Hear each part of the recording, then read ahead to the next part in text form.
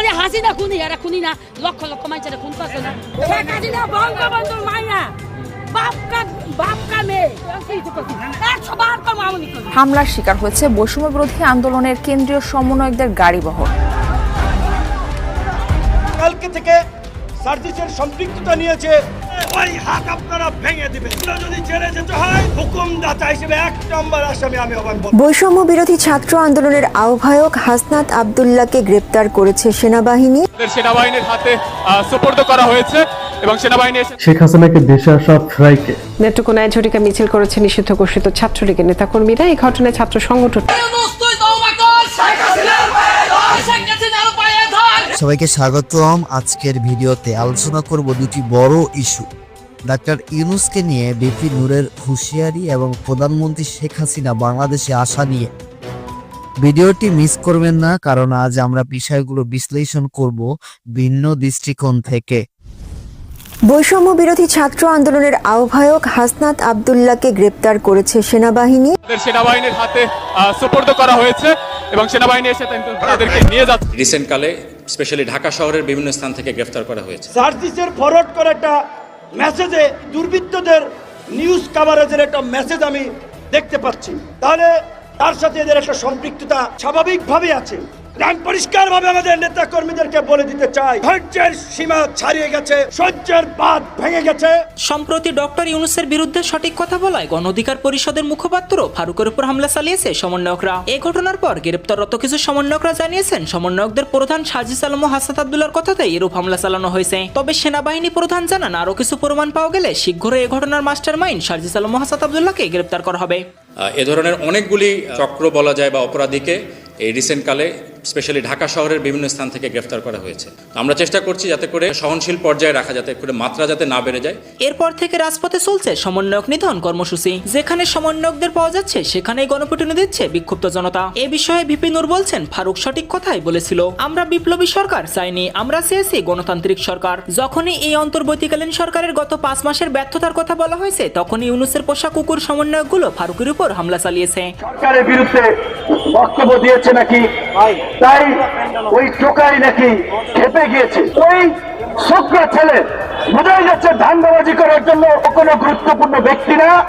সরকার খালি হাসিনা খুনি, এরা খুনি না, লক্ষ লক্ষ মানুষের খুন করছে না।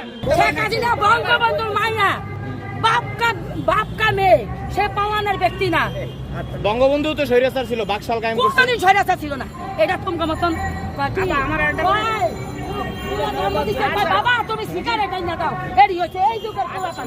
তারপরে হুকুম দেয় সিগারেট এনে দিতে। আমার একটা কথা উত্তর দেন। বাকশাল কি আপনি জানেন? বাকশাল একটা সেকেন্ড ভাই, আমার কথাটা উত্তর দেন। আমরা কোনো রাজনীতিতে নাই। আমরা করেন, আপনি আওয়ামী লীগ করেন বলছেন একটু আগে। আমি বলছি আমি কি কিছু করছি, 100 বার কম আওয়ামী লীগ করি। কি হয়েছে? তুমি হুমকি দাও কা?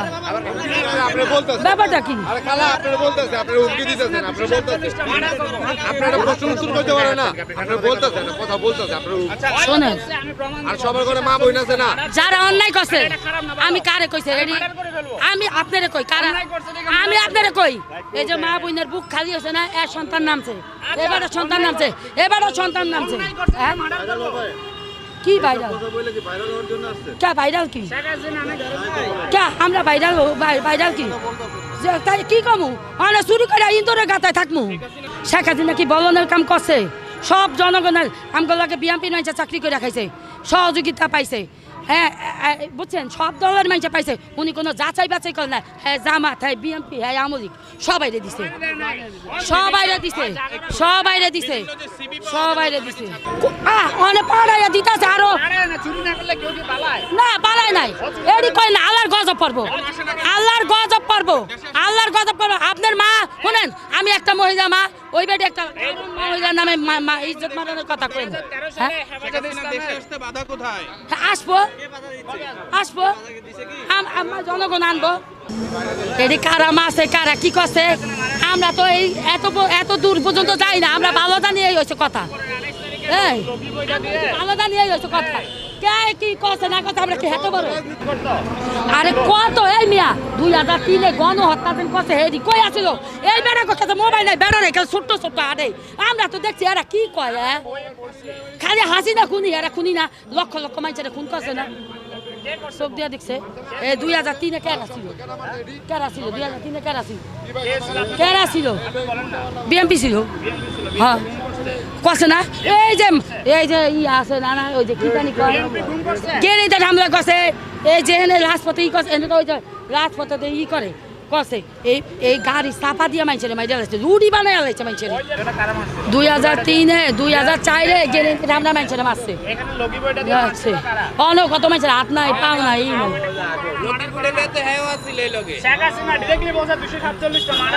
কে হামলার শিকার হয়েছে বৈষম্য বিরোধী আন্দোলনের কেন্দ্রীয় সমন্বয়কদের গাড়িবহর। বৈষম্য বিরোধী ছাত্র আন্দোলনের সমন্বয়কদের গাড়িবহরে হামলা হয়েছে আবারও।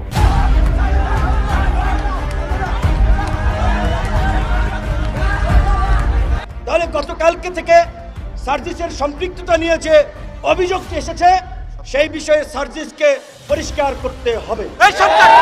কারণ এই সন্ত্রাসীদের কালো হাত যেহেতু আপনারা সমন্বয়ক লম্বা লম্বা লেকচার মারে, লেকচার বন্ধ করেন, তা না হলে আপনাদের পরিণতি আরো ভয়াবহ হবে। সমন্বয়কদের যেখানে পাচ্ছে সেখানে দিচ্ছে গণধোলাই। সারা দেশে চলছে সমন্বয়ক নিধন কর্মসূচি। সমন্বয়ক নামটি বর্তমানে তীব্র ঘৃণার রূপ ধারণ করেছে। তবে হঠাৎ কেন জনগণ সমন্বয়কদের উপর ক্ষিপ্ত, বিস্তারিত জানতে আমাদের সাথে থাকুন। সরকারের কর্মকাণ্ড নিয়ে সমালোচনা করায় গণ অধিকার পরিষদের মুখপাত্র ফারুককে মারধর করেছে সমন্বয়করা। এরপরই সমন্বয়ক সার্জিসকে হুঁশিয়ারি দিয়েছেন পিপি নূর। তিনি বলেন, সার্জিসকে 24 ঘন্টার মতো গ্রেফতার দেখতে চাই। এখন একজন ব্যাপক বিপ্লব হয়ে গেছে, অথচ ফুল ছাত্রলীগের এজেন্ট হিসেবে এখন যাই হোক সোশ্যাল মিডিয়ার কাছে ব্যাপক পপুলারিটি হয়েছে, সেলিব্রিটি বনে গেছে। আগামী 24 ঘন্টার মধ্যে তাদেরকে যদি প্রশাসন গ্রেফতার না করে, যেই হাত দিয়ে ফারুকের গায়ে আঘাত করেছে ওই হাত আপনারা ভেঙে দিবেন। এরপরই শুরু হয়েছে সমন্বয়ক নিধন কর্মকাণ্ড। সমন্বয়ক পরিচয় দিলেই দেওয়া হচ্ছে গণপিটুনি। সুপ্রদর্শক, এ বিষয়ে আপনাদের মতামত অবশ্যই জানান কমেন্টে।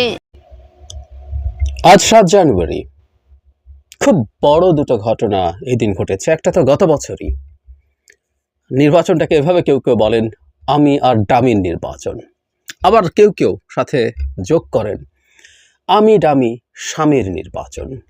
একটু হালকা ঢঙে বলা হলো, কিন্তু কথাটা ভুল না, এ খুব চমৎকারভাবে এটাকে ডিফাইন করে। আসবো এই নির্বাচনের প্রসঙ্গে। এই দিন আরেকটা খুবই উল্লেখযোগ্য ঘটনা ঘটেছিল। ফেলানী খাতুন হত্যাকাণ্ডের শিকার হয়েছিলেন।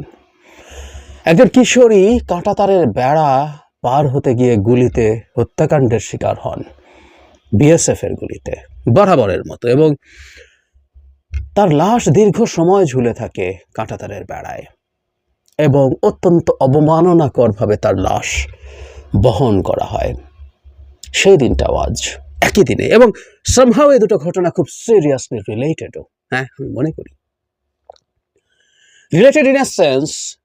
বাংলাদেশ শেখ হাসিনার শাসন আমলে যতদিন তিনি তার স্বৈরাচারী শাসন ব্যবস্থা আমাদের এখানে কায়েম করে রেখেছিলেন, ভারত বাংলাদেশকে একেবারেই একটা করদ রাজ্য মনে করেছে, কলোনি মনে করেছে। সুতরাং সীমান্তে হত্যা একেবারে নিত্য নৈমিত্তিক একটা ব্যাপার ছিল।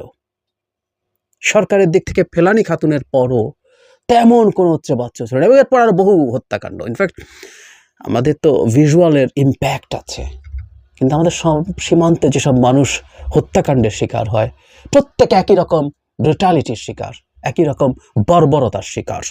এই ভারত চীন পাকিস্তান সীমান্ত দূরেই থাকুক, পাকিস্তানের সাথেও না, কারণ পাকিস্তান পারমাণবিক শক্তিধর দেশ এবং তার কনভেনশনাল ওয়ারফেয়ারও ভারতের সাথে টেক্কা দেওয়ার কাছাকাছি পর্যায়ে আছে। চায়নার কথা বাদই দেই, নেপালের মতো দেশের সাথে, ভুটানের মতো দেশের সাথে, বিশেষ করে নেপালের মতো দেশের সাথেও তার এই ধরনের আচরণ করে না সীমান্তে।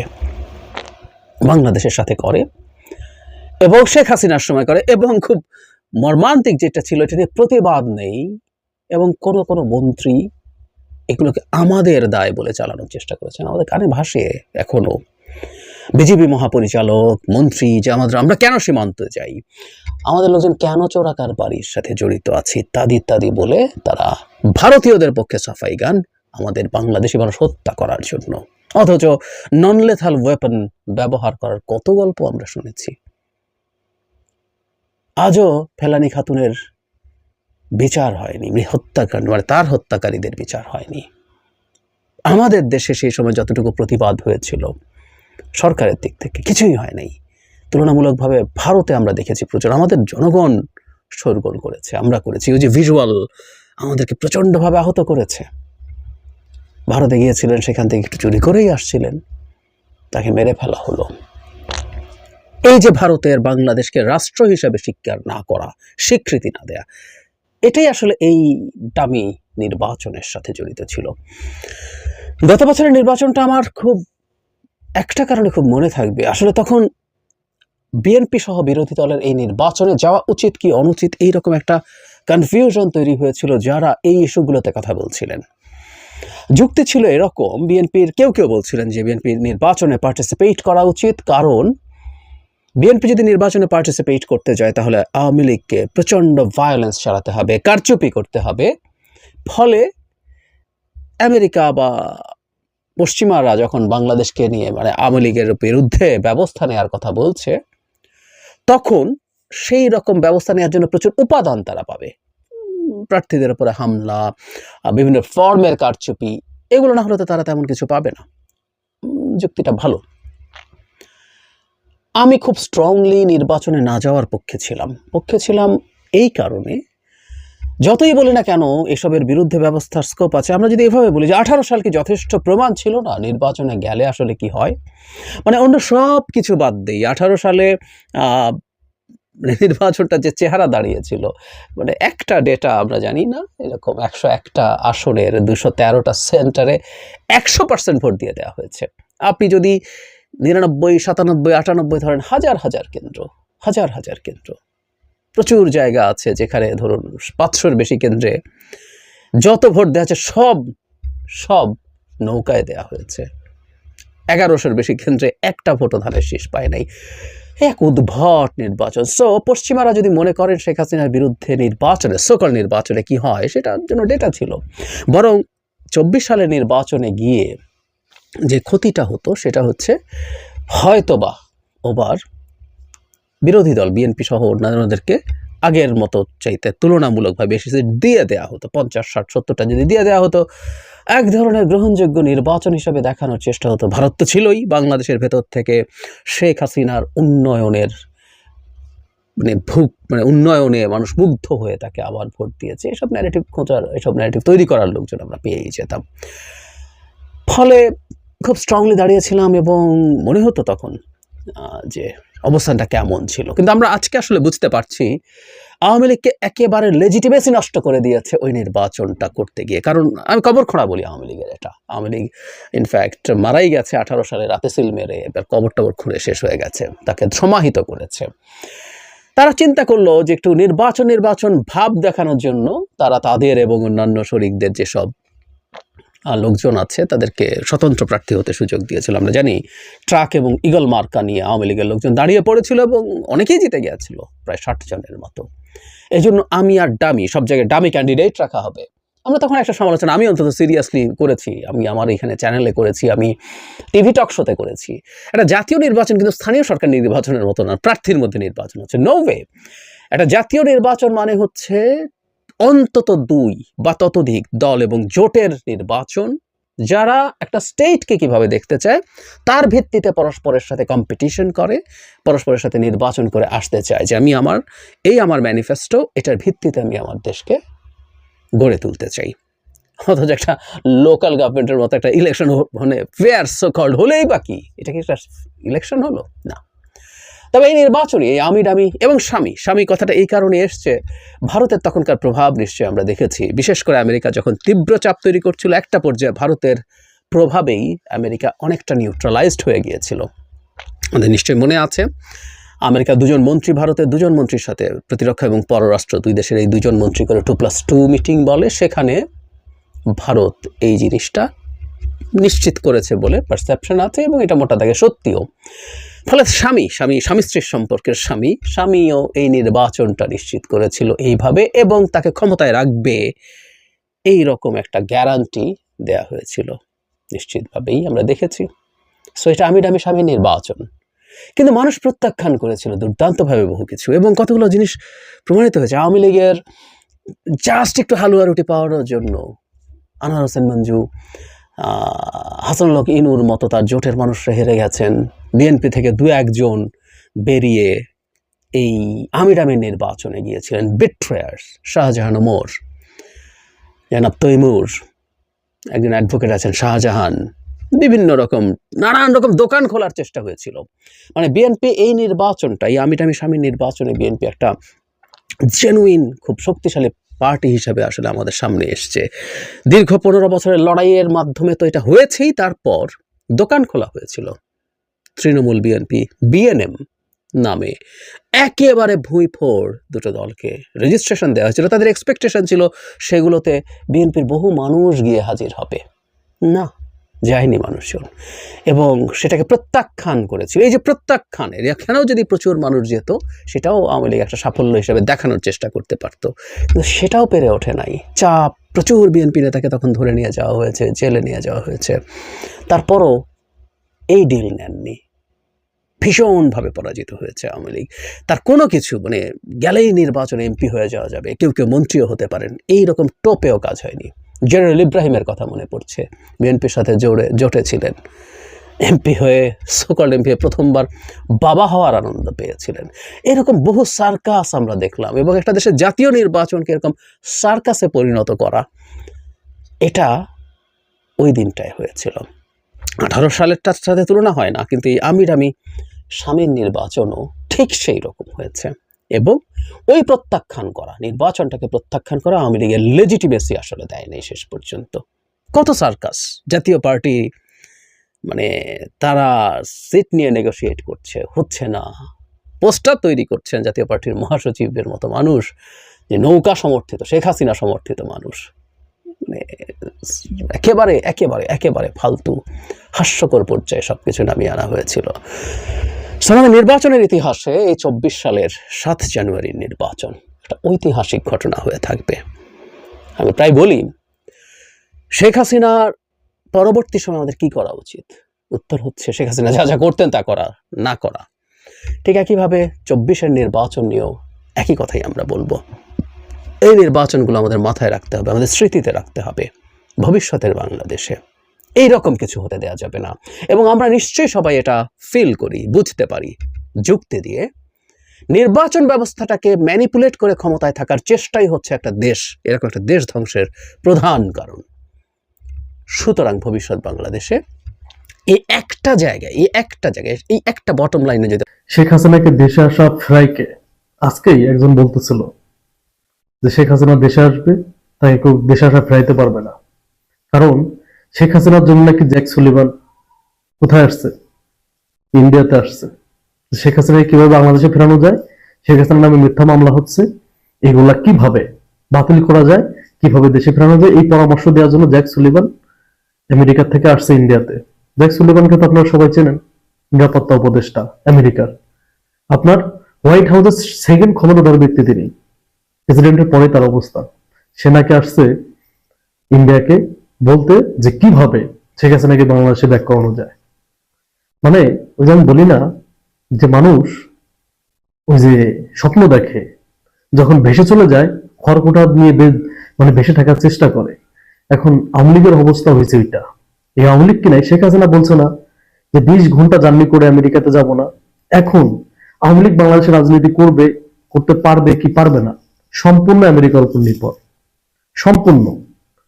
মনে করেন যে বাংলাদেশে আওয়ামী লীগ সাংগঠনিক ভাবে এতটাই দুর্বল হয়ে গেছে, এতটাই ভেঙে পড়ছে, এখন বিদেশি শক্তি ছাড়া আওয়ামী লীগের কোনো শক্তি নাই। আপনারা দেখছেন ছাত্রলীগের অবস্থান, ছাত্রলীগ প্রতিষ্ঠাবার্ষিকী কিভাবে পালন করছে, চীনায় যায় না। ওদের নিষিদ্ধ সংগঠন, সন্ত্রাসী সংগঠন, এটা প্রমাণ দিচ্ছে। কারণ সন্ত্রাস তো কখনো ওই চেহারা দেখায় না, ওদের অবস্থা তাই হয়ে গেছে। এটা কথা হচ্ছে আল্লাহর মায়ের দুনিয়ার বাইরে একটা কথা, কি একটা কথা আছে যে আল্লাহ ধরে না, কিন্তু ধরলে কাউকে ছাড়ে না। আওয়ামী লীগকে ধরছে, আওয়ামী লীগকে ধরে বসছে, তোরা যেটা করছিস সেটার জন্য আল্লাহ ধরে বসছে। আজকে বিদেশি শক্তির উপর সম্পূর্ণ নির্ভর হয়ে গেছে। শেখ হাসিনা ওবায়দুল কাদের বলতো যে আমাদের বিদেশি কোনো প্রভু নাই, আমাদের বিদেশি প্রভু লাগে না। পাচার নিচে চেয়ার থাকলে কত কথাই বের হয়, চেয়ার সরে গেলে কোনো কথা আর মুখ দিয়ে বের হয় না। কোথায় তোমাদের সেই অহংকার? আজকে ওই ছাত্রলীগের নেতা এই ধরনের কথা বলতেছে, যে যুবলীগের নেতা এই ধরনের কথা বলতেছে, সেই ছাত্রলীগ যুবলীগই কিনা। এই যে আপনার পিটার ডিহাস, তারা বলছিল জব করে খেয়ে ফেলবে, হাঁস জব করে তারা খায়, বলছিল না? ইরান কি বলছিল মনে আছে আপনাদের? পিটার হাসকে নিয়ে কত হাসাহাসি করছিল যে পাতি হাঁস ওইসব গণে নেতারা। আজকে সেই পাতি হাঁসের দেশ আমেরিকার উপর নির্ভর হয়ে গেছে। শেখ হাসিনা বাংলাদেশে আসবে, আওয়ামী লীগ বাংলাদেশে রাজনীতি করতে পারবে কি পারবে না সম্পূর্ণ নির্ভর করতেছে আমেরিকার উপর। জ্যাক সুলিভান এই জন্য আসছে। কত বড় স্টুপিড হলে এই ধরনের কথা বলতে পারে? বর্তমান জো বাইডেনের সরকার ডক্টর মোহাম্মদ ইউনূসকে পছন্দ করে। জো বাইডেন যাওয়ার পরে নাই সিদ্ধান্ত হবে। এখন জ্যাক সুলিভান আসলে কি শেখ হাসিনার পক্ষে কথা বলবে নাকি ডক্টর মোহাম্মদ ইউনূসের পক্ষে কথা বলবে? কত বড় স্টুপিড চিন্তা করেন। ওদের এই বোকামির জন্য ওদের এই পতনটা হয়েছে। ওরা বিশ্বাস করতো সে শেখ হাসিনার ক্ষমতা জীবনে করে নিতে পারবে না, ওরা এটা বিশ্বাস করতো। ওই যে টাইটানিকের অবস্থা হয়েছিল, এটা বলছিল টাইটানিক জীবনে ডুববে না, টাইটানিক ডুবে গেছে। সেম অবস্থা হয়েছে আওয়ামী লীগের। ওরা বিশ্বাস করতো এটা যে শেখ হাসিনা জীবিত থাকা অবস্থায় ক্ষমতা কেউ নিতে পারবে না, আর জীবিত হয়ে গেলে আরো বেশি ক্ষমতা ধরা হবে আওয়ামী লীগ, এটা মনে করছিল ওরা। কিন্তু শেখ হাসিনা জীবিত অবস্থায় পতন হয়েছে। ইতিহাসে কোনো স্বৈরাচারের এত ভয়ঙ্কর পতন হয় নাই যে পতন শেখ হাসিনার হয়েছে। সিরিয়ার প্রেসিডেন্ট পালাই গেছে, এত ভয়ঙ্কর পতন হয় নাই। এই যে শ্রীলঙ্কা পালাই গেছিল, এত ভয়ঙ্কর পতন হয় নাই যেটা বাংলাদেশে আওয়ামী লীগের হয়েছে। আর এই আওয়ামী লীগ স্বপ্ন দেখে বাংলাদেশে ফিরে আসবে। ভাই স্বপ্ন দেখ, যেই হাত দিয়ে ফারুকের গায়ে আঘাত করেছে ওই হাত আপনারা ভেঙে দিবেন। যদি জেলে যেতে হয় হুকুমদাতা হিসেবে 1 নম্বর আসামি আমি আবার বললাম। ফুল ছাত্রলীগের এজেন্ট হিসেবে এখন যাই হোক সোশ্যাল মিডিয়ার কারণে ব্যাপক পপুলারিটি হয়েছে, সেলিব্রিটি বনে গিয়েছে। হঠাৎ করে চরিত্র বদল করলেই বদল হয়ে যায় না। অ্যাকশনের বিপরীতে পাল্টা অ্যাকশন ছাড়া রাজনীতিতে টিকে থাকা যাবে না। ঘটনাগুলো দেখেন যে আয়োজক সভাপতি বলেছিল যে ছাত্রদল নাকি তার বক্তব্য খেপেছে, অথচ ছাত্রদলের এখানে কোনো ধরনের সম্পৃক্ততা ছিল না। এই কর্মসূচিতেও ছাত্রদলের কিছু না। তাহলে আয়োজক সভাপতি কেন বলল? তাহলে তারা যে হামলা করবে এটি তাদের পূর্ব পরিকল্পিত, এবং ছাত্রদলের উপরে ওরা দায় চাপাতে চেয়েছিল। ফারুক হাসান শুরুর দিকে যাচাই বাছাই না করতে পেরে হয়তো ভেবেছিল যে ওরা যেহেতু আয়োজক, ওরা বলেছে এটা বোধহয় সত্য, কিন্তু পরবর্তীতে দেখা গেল ছাত্রদলের কোনো সম্পৃক্ততা নেই। রহস্যটি হচ্ছে এই একই প্রোগ্রামে আমাকেও দাওয়াত করেছিল, আমাদের সাধারণ সম্পাদক রাশেদ খানকেও দাওয়াত করেছিল। তাহলে আমরা যদি আসতাম এই দুজন, তাহলে হামলাটি হয়তো আমাদের উপরে হতো। আবার হামলা করেছে কারা? এই আন্দোলনে নাকি তারা আহত হয়েছে। এখন আন্দোলনে আহত হয়েছে নাকি অন্য কোনো অপকর্ম করতে গিয়ে আহত হয়েছে সেটি আমরা জানি না। কারণ এখন তো বিপ্লবের ঝান্ডাধারী অনেককে দেখা যায়, বিপ্লবের দোকানদার, বিপ্লবের দোকান। অথচ এই 5ই আগস্টের পূর্বে এই বৈভর সংগঠন এবং এই সমস্ত ব্যক্তি, এদের খবর ছিল না। তো এটা আমাদের জন্য অশনি সংকেত যে বিপ্লবের ব্যানার নিয়ে নব্য বিপ্লবী দোকানদার দাঁড়িয়ে যাচ্ছে আর নতুন নতুন দোকান খুলছে। সাংবাদিক ভাইদেরকে বলতে চাই, সোশ্যাল মিডিয়ার অপারেটর, এখানে যারা ইউটিউব, ফেসবুক চ্যানেল অপারেট করেন তাদেরকেও বলতে চাই, এইভাবে যদি আপনারাও বৈভর মানে বলতে গেলে কথাবার্তা অসংলগ্ন, স্বাভাবিক সুস্থতা আছে কিনা জানা নাই, এদের দেখে অনেকেই বোম ধরে আসিফ নজরুল ইউনূস স্যারের একটা ছবি লাগাইয়া, একটা থাম্বনেল লাগাইয়া, একটা গরম হেডলাইন দিয়ে যে ইউনূসকে টেনে নামাতে হুমকি দিলেন অমুক। একই করলেন আসিফ নজরুল, বললেন ছাত্র নেতা, যুব নেতা, অমুক তমক। এই ধরনের এই যে চটকদার হেডলাইন করা, এটা তো একটু কমন সেন্সের বিষয় যে এইগুলো এইভাবে প্রচার করা উচিত না।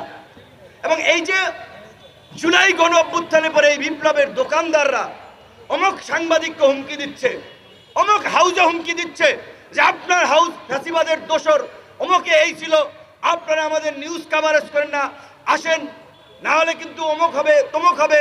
এবং কিছু বিশৃঙ্খলা হয়েছেও। এই বিশৃঙ্খলা এবং অতি উৎসাহী কর্মকাণ্ডে পরিষ্কারভাবে আমাদের বিন্দুমাত্র সমর্থন নাই।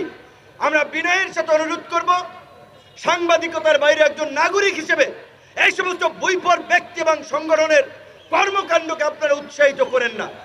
এখন আমার মূল বক্তব্যে যেটি আমাদের শঙ্কা, যে আজকে এইখানে ফারুক হাসানকে ছুরি দিয়ে এইখানে আঘাত করে কপাল কেটে গিয়েছে। ছুরি তারা কোত্থেকে নিয়ে আসলো?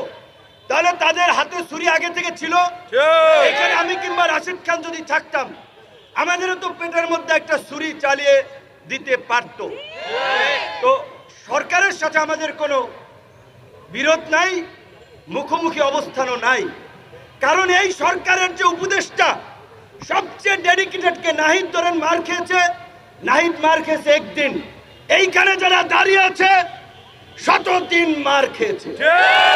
28 বছর পরে ডাকসুর ভিপি হয়েও ক্যাম্পাসে যে কয়বার মার খেয়েছি, অনেক উপদেষ্টা আওয়ামী লীগের বিরুদ্ধে ওই কয়েকদিন বক্তব্য দেন নাই। অবশ্যই আসিফ এবং নাহিদ তো আমাদের সহ আন্দোলনকারী, আরো অনেকে, মাহফুজ সবাই আমাদের ঘনিষ্ঠ, আমাদের সহযোদ্ধা সহকর্মী। একসাথেই এনআরসিসি এর বিরুদ্ধে আন্দোলন করছি। ডাকসুতে নির্বাচন করেছে তারা, ছাত্র অধিকার পরিষদের সাথে ছিল। আমি যা শুধু বললাম এই কারণে যে এখানে কয়েকজন এই আন্দোলনের যারা ফ্রন্ট ফেজে ছিল তাদের ডেডিকেশন আছে, ত্যাগ আছে। আর কিছু হচ্ছে মৌসুমী নেতা, শুধুমাত্র 10-12 দিনের মিডিয়া কভারেজে এখন বিশাল নেতা হয়ে গেছে। তাদেরকে ঢুকাইছিল ছাত্রলীগ আন্দোলনের গতিবিধি পর্যবেক্ষণ করার জন্য, আন্দোলনে স্পাইগিরি করার জন্য। 18 জুলাই যখন কথা বলি যে ভাই এক দফার বিকল্প নাই, এক দফা ছাড়া এই জাতির মুক্তি নাই, হাসিনা পিশাচ হয়ে গেছে, হাসিনার পতন ব্যতীত আমাদের মুক্তি নাই, প্রত্যেককে জেলে যেতে হবে, তখন বলে ভাই আমরা তো এক দফার জন্য আন্দোলন করি নাই, এটা কি উচিত হবে? এইরকম এখন 2-1 জন ব্যাপক বিপ্লবী হয়ে গেছে, অথচ ফুল ছাত্রলীগের এজেন্ট হিসেবে এখন যাই হোক সোশ্যাল মিডিয়ার কারণে ব্যাপক পপুলারিটি হয়েছে, সেলিব্রিটি বনে গিয়েছে। কিন্তু তাদের পেছন দিকে একটু তাকাতে হবে। হঠাৎ করে চরিত্র বদল করলেই বদল হয়ে যায় না। তো গতকালকে এই আহতদের এবং বিশেষ করে হামলায় ফারুককে যারা আহত করেছে, আহতদের ব্যানারে এসে, আমি জানি না এটা সার্জিসকে বলতে হবে, এখানে জুলাই মুভমেন্ট ব্র্যাকেটের জার্নালিস্ট নামক একটা হোয়াটসঅ্যাপ গ্রুপে সার্জিসের ফরওয়ার্ড করা একটা মেসেজে সাংবাদিকদের কাছে চক্ষু ইনস্টিটিউট হাসপাতালের এই দুর্বৃত্তদের নিউজ কভারেজের একটা মেসেজ আমি দেখতে পাচ্ছি। এটি যদি সঠিক হয় তাহলে গতকালকে থেকে সার্জিসের সম্পৃক্ততা নিয়ে যে অভিযোগটি এসেছে সেই বিষয়ে সার্জিসকে পরিষ্কার করতে হবে। যেহেতু আহতদের চিকিৎসার জন্য, ক্ষতিপূরণ দেওয়ার জন্য জুলাই ফাউন্ডেশন গঠন করেছে, সেটার তিনি দায়িত্বে আছেন, তাহলে তার সাথে এদের একটা সম্পৃক্ততা স্বাভাবিকভাবে আছে। এখন এই হামলায় আছে কিনা সেইটা আমরা জানি না। আমি পরিষ্কারভাবে আমাদের নেতা কর্মীদেরকে বলে দিতে চাই, ধৈর্যের সীমা ছাড়িয়ে গেছে, সহ্যের বাঁধ ভেঙে গেছে। আগামী 24 ঘন্টার মধ্যে এই হামলাকারী শরীফ, হিল্লোল, তনয় সহ, সাইফুল সহ যারা চিহ্নিত হয়েছে তাদেরকে যদি প্রশাসন গ্রেপ্তার না করে, যেই হাত দিয়ে ফারুকের গায়ে আঘাত করেছে ওই হাত আপনারা ভেঙে দিবেন। তার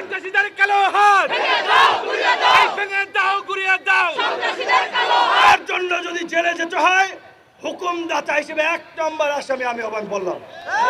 কিন্তু এখন যদি আমাদের রক্তে ভেজা বাংলাদেশে এই অধিকার পরিষদের নেতা কর্মীরা গত 7-8 বছর ধারাবাহিকভাবে যে লড়াই সংগ্রাম করেছে, রক্ত দিয়েছে, এই রক্তই আজকে বিপ্লবের প্রেক্ষাপট তৈরি করেছে। আমরা উপদেষ্টা হই নাই, সরকারে যাওয়ার জন্য আকুপাকু করি নাই, আমরা রাজনীতি করে নির্বাচিত জনপ্রতিনিধি হতে চাই। এই সরকারকে পরিষ্কারভাবে বলেছি, একমাত্র রাষ্ট্র পুনর্গঠনে, সংস্কারের প্রশ্নে একমাত্র গণ অধিকার পরিষদ ব্ল্যাঙ্ক চেক দিয়েছে। আপনাদের যতদিন লাগে ক্ষমতায় থাকেন, আল্লাহর হস্তে এই যে আমাদের মধ্যে জুলাই বিপ্লবকে কেন্দ্র করেছে জাতীয় ঐক্য এবং সংহতি তৈরি হয়েছে, সেটার দিকে নজর দিয়ে সকলের মতামত নিয়ে রাষ্ট্র সংস্কার করুন। সরকারের বিরুদ্ধে বক্তব্য দিয়েছে নাকি, তাই ওই টোকাই নাকি খেপে গিয়েছে। প্রথমত হচ্ছে ওই ছোকরা ছেলে, বোঝাই যাচ্ছে ধান্দাবাজি করার জন্য এর সাথে ছবি, ওর সাথে ছবি, কাজী ও কোনো গুরুত্বপূর্ণ ব্যক্তি না, সরকারের এর সাথে কোনো সম্পৃক্ততা আছে বলে আমি মনে করি না। কিংবা আন্দোলনকারীদেরও সার্জিসের নাম এসেছে, আমি বিশ্বাস করতে চাই না যে আমাদের ছোট ভাইরা এইভাবে, বা সার্জিসের বাড়ি উত্তরবঙ্গে, ফারুকের বাড়ি উত্তরবঙ্গে, তার উপরে হামলা করাতে সে সমর্থন দেবে, এটা আমার মনে হয় না। কিন্তু ঘটনাটি খুব রহস্যজনক। এই ঘটনার পেছনে দেশি বিদেশি কোনো ষড়যন্ত্র আছে কিনা সেটিও খতিয়ে দেখতে হবে। কারণ বিপ্লবের পরে প্রতি বিপ্লবের জন্য পলিটিক্যাল কিলিং হয়, রাজনৈতিক হত্যাকাণ্ড ঘটে। এই বিপ্লব এবং আন্দোলনে আমাদের কি রোল, আমরা কি করেছি, সেটা আমাদের নিজেদের বলতে হবে না, দেশের মানুষ জানে। তাই আমাদের ডিএমপি কমিশনারের সাথে গতকালকে কথা হয়েছে, উপদেষ্টা সহ সকলকে বলবো আগামী 24 ঘন্টার মধ্যে আমরা অ্যাকশন দেখতে চাই, অন্যথায় আপনাদের উপরে কিন্তু আমরা আস্থা রাখবো না। আইন নিজের হাতে তুলে নিয়েই এই শহীদ মিনার এনে বিচার করব। ওরা নাকি ক্ষমা চেয়েছে, এইভাবে সিনেমা স্টাইলে মেরে ক্ষমা চাইলে ক্ষমা হবে না, হবে না। আমরা এত হাতেম তাই না। শেখ হাসিনা 2000 হত্যাকাণ্ড ঘটিয়ে শেখ হাসিনা ক্ষমা চাইলে কি তাকে ক্ষমা করব? আওয়ামী লীগের ক্ষমা আছে? কাজী যারা আবার নতুন ফ্যাসিস্ট হয়ে উঠতে চায়, দুর্বৃত্ত হয়ে উঠতে চায়, ওদেরকে উপযুক্ত শিক্ষা দেওয়া ছাড়া কোনো ক্ষমা নাই। গতকালকে আমাদের টাঙ্গাইল বুয়াপুরের এক ছাত্র নেতার উপরেও হামলা হয়েছে। দেশের বিভিন্ন স্থানে আমাদের নেতা কর্মীরা মাদক, চাঁদাবাজি, লুটপাটের বিরুদ্ধে প্রতিবাদ করায় অনেক জায়গায় তাদেরকেও বাধা দেওয়া হচ্ছে। গতকাল গাজীপুরের শ্রীপুরে গণ অধিকারের অফিসও নাকি কুপিয়েছে। পরিষ্কারভাবে বলতে চাই বন্ধুগণ, অ্যাকশনের বিপরীতে পাল্টা অ্যাকশন ছাড়া রাজনীতিতে টিকে থাকা যাবে না। এই বিপ্লবোত্তর পরিস্থিতিতে নানান ধরনের অরাজক পরিস্থিতি তৈরি করতে দেশি বিদেশি এজেন্টরা কাজ করছে। ছাত্র তরুণ আন্দোলনকারীদেরকে মুখোমুখি করিয়ে দিচ্ছে, কিন্তু তরুণদের নেতৃত্ব দানকারী সংগঠন হিসেবে, আন্দোলনের তরুণদের অগ্রজ হিসেবে আপনাদেরকে সুসংগঠিতভাবে প্রতিরোধ বাহিনী গড়ে তুলতে হবে। অ্যাকশন হবে, সাথে সাথেই পাল্টা অ্যাকশন। আমি ক্ষুব্ধ হয়েছি, গতকাল করে হামলা করার পরে এই শহীদ মিনার থেকে পার পেল কিভাবে? আপনাদের উচিত ছিল পিটাইয়া নিয়ে থানায় দেওয়া। যাই হোক, আপনারা করেন নাই, ম্যাচুরিটির পরিচয় দিয়েছেন, বক্তব্য খুব অ্যাগ্রেসিভ হয়ে যাচ্ছে, কিচ্ছু করার নাই। ভদ্রতাকে এইখানে অনেকে দুর্বলতা ভাবে, কাজেই বেশি ভদ্র হওয়ার দরকার নাই। যেখানে যতটুকু করার, যেখানে যতটুকু হাতা খাসানের দরকার, ওইটুকু খাসাইতে হবে। এখন কাজেই সরকার এবং আইন শৃঙ্খলা বাহিনী, প্রশাসনকে আমাদের পরিষ্কার বার্তা, আপনারা সিদ্ধান্ত নিতে হবে 24 ঘন্টার মধ্যে এই চিহ্নিত দুর্বৃত্তদেরকে গ্রেপ্তার করে আইনের আওতায় নিয়ে আসবেন, অথবা ওরা যদি ওই হসপিটালের আপনার ক্যান্টিনের বাণিজ্য করার জন্য ওইখানে থেকে নাটক করে মাটির নিচে পালায়, আমাদের নেতা কর্মীরা খুঁজে এনে এই শহীদ মিনারের উপযুক্ত বিচারের মুখোমুখি করবে। সম্প্রতি ভিপি নূরের একটি গুরুত্বপূর্ণ বক্তব্য দিয়েছেন, যেখানে তিনি সরাসরি ডাক্তার ইউনূসের প্রসঙ্গে তুলে হুঁশিয়ারি দিয়েছেন। তার বক্তব্যে কি বার্তা ছিল, কেন তিনি এভাবে প্রকাশ্যে কথা বললেন, ডাক্তার ইউনূসকে নিয়ে আন্তর্জাতিক মহলে যেমন আলোচনা চলছে, নূরের এই বক্তব্যে তার উপর কি প্রভাব ফেলতে পারে? আপনার কি মনে করেন? এটা কি রাজনৈতিক চাপ নাকি বাস্তবিক কোনো উদ্বেগ? নিচে কমেন্টে জানাতে ভুলবেন না। অন্যদিকে প্রধানমন্ত্রী শেখ হাসিনা বাংলাদেশে ফিরে আসছেন, যা রাজনৈতিক অঙ্গনে নতুন করে আলোচনা জন্ম দিচ্ছে। তিনি কি বার্তা নিয়ে আসছেন? আসন্ন নির্বাচনের প্রেক্ষাপটে তার এই ফিরে আসা কতটা গুরুত্বপূর্ণ? এটি কি নির্বাচনী প্রচারণার অংশ, নাকি কোনো নতুন কর্মসূচি নিয়ে তিনি হাজির হচ্ছেন? এই বিষয়টি নিয়ে আপনাদের মতামত আমাদের জানান। আমার মতে এই দুটি ইস্যু একসঙ্গে চলমান রাজনৈতিক পরিস্থিতিকে আবার উত্তপ্ত করে তুলতে পারে। ডাক্তার ইউনূস এবং বিপি নূরের বিতর্কের পাশাপাশি শেখ হাসিনা এ সময় দেশে ফিরে আসা নিঃসন্দেহে একটি গুরুত্বপূর্ণ রাজনৈতিক পদক্ষেপ। তবে এই ঘটনাগুলো বাংলাদেশের রাজনীতিতে কী প্রভাব ফেলবে তা সময়ই বলে দেবে। ভিডিওটি যদি ভালো লেগে থাকে তাহলে লাইক দিন, শেয়ার করুন এবং অবশ্যই সাবস্ক্রাইব করতে ভুলবেন না। নিচে কমেন্টে আপনাদের মতামত শেয়ার করতে ভুলবেন না। আমাদের সঙ্গে থাকুন, সামনে আরো অনেক ইন্টারেস্টিং ভিডিও আসছে। সবাই ভালো থাকো, সুস্থ থাকুন, দেখা হবে পরের ভিডিওতে।